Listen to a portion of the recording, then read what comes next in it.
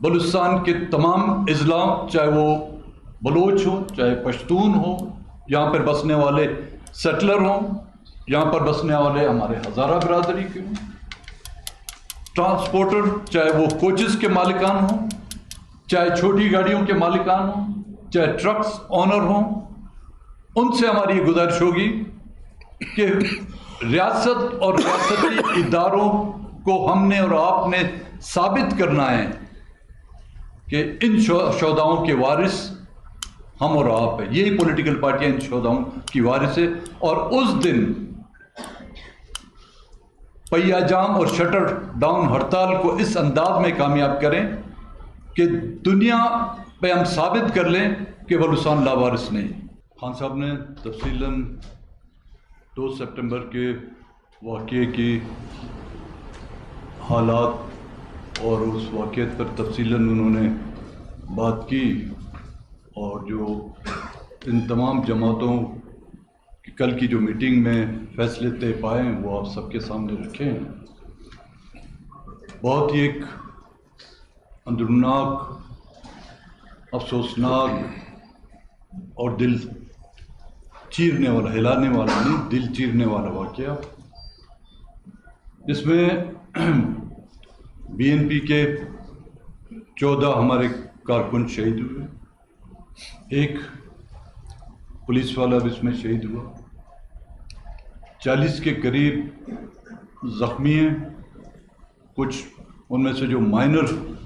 زخمی تھے، معمولی سے زخم آئے تھے، وہ تو ان کے علاوہ ہیں جو جن کو یہ پتہ تھا کہ ریاست اور حکومتوں کی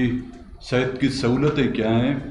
وہ تو اپنے گھروں میں جا کے مرہم پٹی کرائے، لیکن وہ فگرز میں آپ کو بتا رہا ہوں جو ہاسپٹل میں آئے، ان میں سے 5 ابھی تک کرٹیکل ہیں CMH میں، ایک کو شفٹ کر دیا گیا ہے کراچی۔ سوال یہ پیدا ہوتا ہے ان کا قصور کیا تھا؟ دھماکے سے 15 منٹ پہلے وہی سیاسی کارکن بلوچستان زندہ باد کے نعرے لگا رہے تھے، وہی کارکن مختلف سیاسی پارٹیاں جو اس جلسے میں تعزیتی ریفرنس میں شامل تھیں ان کے جھنڈے لہرا رہے تھے، کسی کے ہاتھ میں بندوق نہیں تھی، کسی نے ریاست مخالفت نعرے نہیں لگائے تھے۔ ہاں یہ اور بات ہے کہ ریاست اتنی نازک ہو گئی ہے، نازک مزاج، نازک اور نازک مزاج، جو ہمارے حقوق اور مظالم پر اگر کوئی بات کرتا ہے اس سے اس کو تکلیف پہنچتی ہے تو وہ تکلیف اس کو مبارک۔ 15 منٹ پہلے وہ کھلکھلاتے چہرے، وہ نعرے لگاتے ہوئے جذباتی کارکن، اور 15 منٹ بعد خون آلود سڑکیں، بچوں سے لے کر بزرگ خون میں تڑپتی ہوئی وہ لاشیں، کیا ہم بلا پائیں گے؟ انہوں نے کوئی بینک لوٹا تھا، انہوں نے کسی کا قتل کیا تھا، کسی کی حکومت گرائی تھی، کسی کے الیکشن کے نتائج تبدیل کیے تھے، ریاست اور ریاستی اداروں کے مظالم کے خلاف انہوں نے نعرہ حق بلند کیا تھا، یہی ان کا قصور تھا۔ اور یہ پہلا واقعہ نہیں، کئی ایسے واقعات ہو چکے ہیں۔ 29 مارچ کو لکپاس کے مقام پر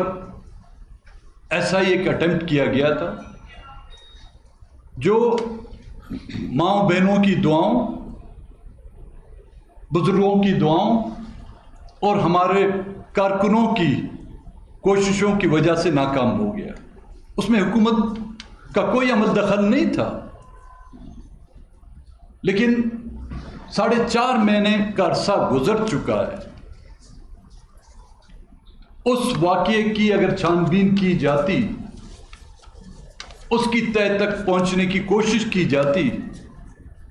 تو 2 سپٹمبر کو اتنا بڑا سانحہ نہیں ہوتا. اور یہ ذمہ داری حکومت کی ہوتی ہے، یہ ریاستی ان اداروں کی ہوتی ہے جو گھروں کے کمروں میں گھس کر چادر اور چار دیواری کو پامال کرتے ہوئے عورتوں کے سروں سے دوپٹے کھینچ کر ان ماؤں کے سامنے ان کے لخت جگروں کو بالوں سے پکڑ پکڑ کر گھسیٹ کر ان کی مائیں صدائیں لگاتی ہیں، ان کو گاڑیوں میں آنکھوں پر پٹیاں باندھ کر لے جا سکتی ہیں. وہ ادارے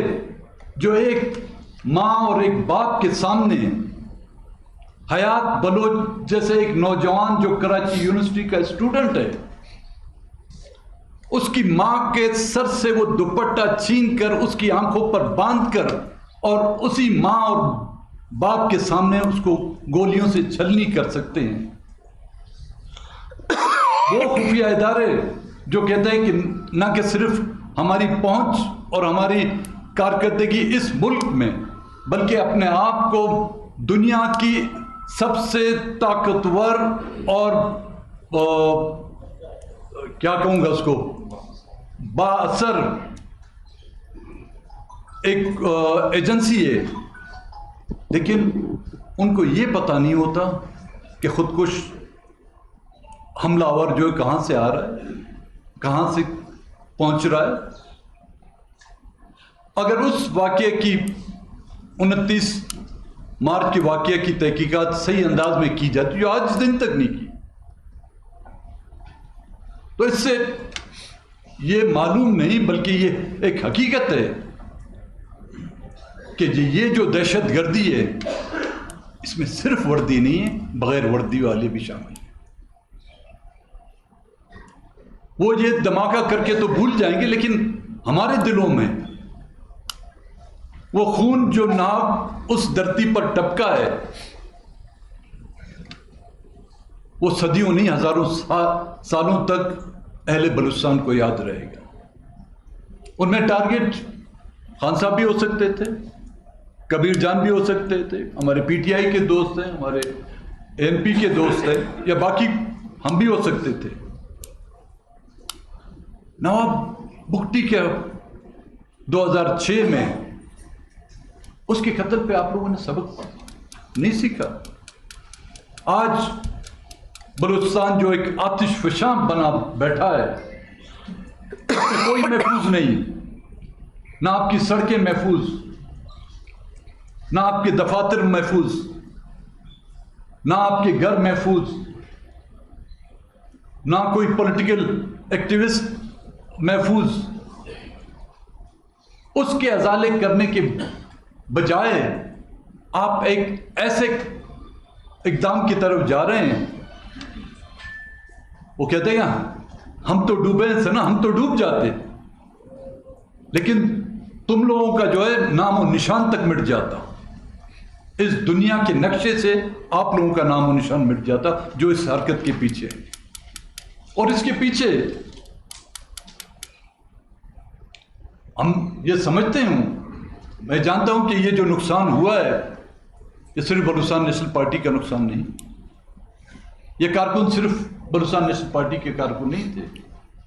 یہ شہداء بلوچستان نیشنل پارٹی کے نہیں، یہ بلوچستان کے شہداء ہیں، اور ان کا خون نائق انشاءاللہ تعالی رائے گا نہیں جائے گا. کیا وہ وجوہات ہیں جن کی بنا پر کبھی تو ہمارے خلاف کیسز درج کیے جاتے ہیں، کبھی انصاف دہشت گردی کے کیسز، کبھی ای سی ایل میں نام ڈال دیا جاتا ہے، پی این ایل آئی میں نام ڈال دیا جاتا ہے، خواتین کو سڑکوں پر گھسیٹ کر پھر ان کو پابند سلاسل کیا جاتا ہے. پولیٹیکل ایکٹیوسٹ کو روزانہ کے طور پر میڈیا تو بلوچستان میں تو آپ تو کوشش کرتے ہیں، لیکن نیشنل لیول پر اگر پنجاب میں سیلاب میں ایک بھینس بھی ڈوب جاتی ہے تو وہ ہیڈ لائن بن جاتی ہے. اسی دن جب یہ واقعہ ہوتا ہے نیوز پہ میں دیکھ رہا تھا کہ کوئٹہ کی جو خبر آئی سول ہاسپٹل سے 50 ویل چیئر چوری ہوگی, لیکن 50 لاشیں کسی کو نظر نہیں آ رہی. یہی میڈیا ہے. ہم اب افسوس کس پر کریں؟ سیاست اور سیاسی ایکٹیویٹیز پر قدغن لگانا, پولیٹیکل یا سیاسی ورکروں میں جو ایک خوف پھیلانا, دھماکوں کی شکل میں, کیسز کی شکل میں, گرفتاریوں کی شکل میں, اغواؤں کی شکل میں, ٹارگٹ کلنگ کی شکل میں. کہتے ہیں جی ہم نے ان کو وارن کر لیا تھا لیکن اس کے باوجود بھی انہوں نے جلسہ کیا. تو آپ ڈکلیئر کر دیں کہ یہ ملک جو ہے آپ کے کنٹرول سے نکل چکا ہے. ہاں ایک انہوں نے ہمیں وارننگ دی تھی جو ہم سمجھ نہیں پائے. 2 ستمبر کی صبح نوشکی سے جب ہمارا قافلہ نکل رہا تھا, ہمارے کارکن کو جو ٹارگٹ, شیرجان کو جو ٹارگٹ کر کے نوشکی میں قتل کر دیا گیا کہ وہ قافلہ جو رواں تھا نوشکی سے جلسے کے لیے وہ یہاں پر نہ پہنچ سکے. لیکن ان ساتھیوں نے اس شہید کی لاش کی تدفین کو چھوڑ کر اپنے اس جلسے میں جو ہے اپنے آپ کو پہنچانے کی کوشش کی. اب وہ سمجھتے ہیں کہ اس طرح کے اقدامات سے ہمیں اپنی سیاست سے, بلوچستان کے جملہ حقوق کے حوالے سے جو ہم جدوجہد کر رہے ہیں وہ ہمیں باز رکھیں گے. یہ ان کی بھول ہے. نہ یہ دھماکے ہمیں پہلے خاموش کر سکیں, نہ یہ دھمکیاں ہمیں پہلے اپنی سیاست سے باز رکھ سکیں. ہاں ان کی آڑ میں ان کا مقصد یہ ہے کہ یہاں پر ایک خاموشی سی چھا جائے, کوئی پولیٹیکل ایکٹیویٹیز نہ ہو. ظاہر ہے جب ایک سیاسی فضا بالکل خاموش ہو کے رہ جائے گی, پولیٹیکل موبلائزیشن نہیں ہوگی, سیاست ختم ہو کے رہ جائے گی, تو اپنے من پسند لوگوں کو جلولو کے ذریعے سے الیکشن میں بھی وہ کامیاب کرائیں گے, اپنی من پسند اسمبلیاں وہ قائم کریں گے, اور انہی من پسند اسمبلیوں سے اپنے مفادات کے, اپنے انٹرسٹ کے جو قوانین پاس کیے جائیں گے, جو آج کل ہو رہا ہے. چاہے مائنز اینڈ منرل ایکٹ کے جو قوانین پاس کیے جا رہے ہیں, چاہے انسان سے دہشت گردی کے قوانین جو پاس کیے جا رہے ہیں, ان کی خواہش آج سے نہیں روز اول سے. پہلے تو صرف بلوچستان اس کا محور تھا, تو پورا ملک اس کا یہ محور ہو چکا ہے ان کی ان سازشوں کا. پاکستان باقی صوبے جانے وہ جانے, لیکن کڑی سے سخت مارشل لاؤں میں ہم نے ان کا مقابلہ کیا. انہی سیاسی پارٹیوں نے اپنی سیاسی بصیرت سے, اپنے سیاسی ورکروں کے بلبوتے پر, اور انشاءاللہ تعالی آئندہ آنے والے دنوں میں بھی ہم ان کے ان عزائم جو ہمارے وسائل کو لوٹنے, ہمارے قبضہ تو ان کا ہے صوبے پہ مقبوضہ, کوئی کہے نہ کہے ہم تو مقبوضہ ہیں. تو میں مختصراً خان صاحب نے جس 8 سپٹمبر کی کال کا جو اعلان کیا ہے, میں تمام پولیٹیکل پارٹیوں, بلوچستان کے تمام اضلاع, چاہے وہ بلوچ ہوں, چاہے پشتون ہوں, یہاں پر بسنے والے سیٹلر ہوں, یہاں پر بسنے والے ہمارے ہزارہ برادری کے ہوں,